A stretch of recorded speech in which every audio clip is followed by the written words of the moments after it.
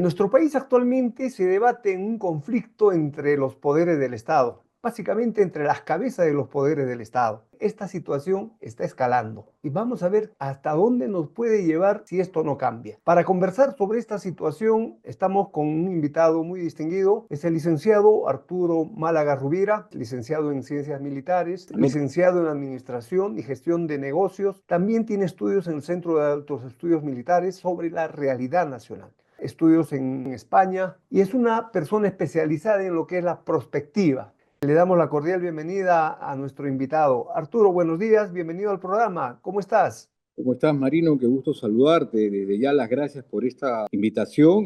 Justamente decíamos que la situación del país el actual es un escenario de conflicto que en lugar de llegar a un buen puerto se está escalando. Dado tu conocimiento sobre prospectiva, ¿cuál es tu apreciación al respecto y qué es lo que nos espera en adelante? Bueno, mira, en la perspectiva, como tú sabes, es primero analizar cuál es el escenario real, actual, ¿no? Cuáles son los inconvenientes, las perturbaciones, preocupaciones, para posteriormente ir haciendo un proceso en el cual ese escenario que aparentemente es desfavorable, hacerlo futuriblemente favorable, ¿no? Para eso, nosotros en la actual situación podríamos decir que tenemos la siguiente percepción de manera general en la población a nivel nacional en todos los estratos sociales. ¿Ah? Uno conversa en la calle o conversa en conversatorios así de analistas entendidos en la materia, la preocupación está en todos los estratos sociales. Para empezar, tenemos una sensación respecto a la actual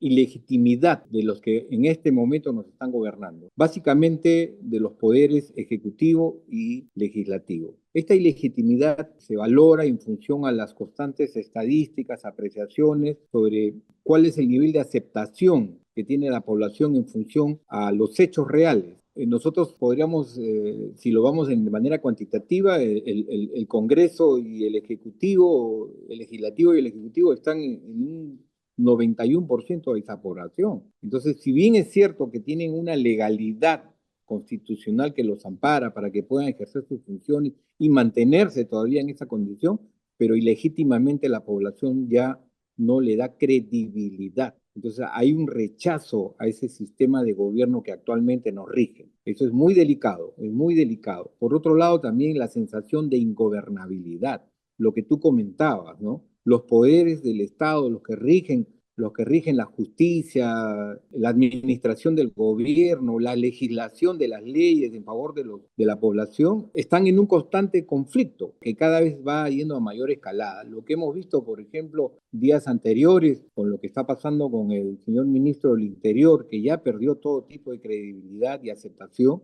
es algo que no se da en todos los países ya hace mucho tiempo, ¿no? Que intervengan, que la fiscalía se ve en la necesidad de hacer un allanamiento, que salgan las noticias de que esto ya se sabía desde antes. O sea, dicen que la historia se vuelve a repetir, pero para que la historia se vuelva a repetir, Marino, es porque las personas estamos cometiendo los mismos actos del pasado. Estamos entrando en una situación pareciera en un círculo, en una espiral que nos estamos llevando a la década del 90, cuando el gobierno, las autoridades, el ejecutivo, el legislativo y algunos otros poderes estaban haciendo lo que su conveniencia les interesaba, pero no estaban gobernando a favor de las grandes mayorías. Entonces, eso nos lleva pues como una probabilidad, ya no podría decir remota, sino una situación de anarquía. Y esto nuevamente podemos decir nosotros que la anarquía es lógicamente el desconocimiento de la autoridad, la falta de autoridad. Y eso es lo que se está viendo ahorita. Si los señores políticos salen a hacer cualquier actividad política, son rechazados inmediatamente, de todas las formas. Entonces no he dicho violencia todavía, pero estoy hablando de la agresividad propia que se da en las redes sociales, en las calles, en el enfrentamiento que hay entre actores políticos o colectivos políticos. Eso lo estamos viviendo ya en este momento. Lo que se avecina es eso, lamentablemente. ¿Qué tendría que hacer el ciudadano para no llegar a este nivel, a este estado, a este escenario?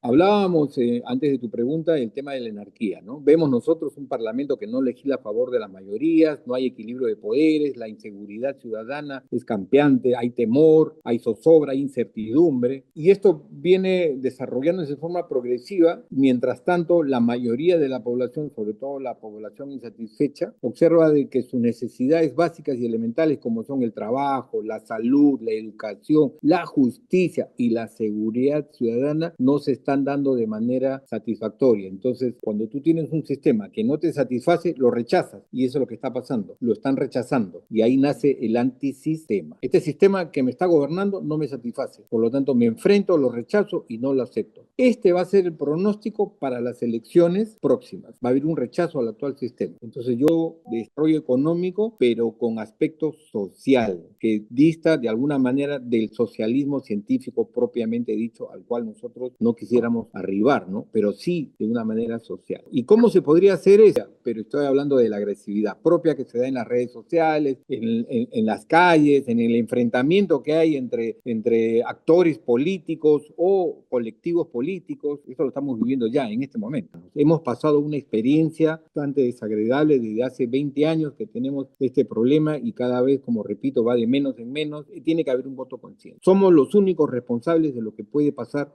de aquí al futuro, mi estimado Marino. Arturo, qué interesante escuchar tus reflexiones y sobre todo debe hacer la población. ¿Qué hacer? Como dices tú, indudablemente la confianza sobre la clase política está de menos en menos. Entonces tiene que haber una propuesta política, un objetivo político conjunto entre las fuerzas democráticas, realmente democráticas, que pueda ser atractivo para la población. Es aquí donde a veces, ya en el proceso electoral propiamente dicho, nacen los outsiders, ¿no? Esperemos que esa persona, si se diera esa figura de un outsider, esa persona recupere la confianza sobre el sistema político. Alguien que tenga, por decirte así, una visión de Estado, de desarrollo económico, pero con aspecto social, que dista de alguna manera del socialismo científico propiamente dicho, al cual nosotros no quisiéramos arribar, ¿no? Pero sí de una manera social. Agradezco nuevamente. Estás ahí, sé, en tu tierra, Andahuayla, es una tierra hermosa, bella, he tenido la oportunidad de conocerla,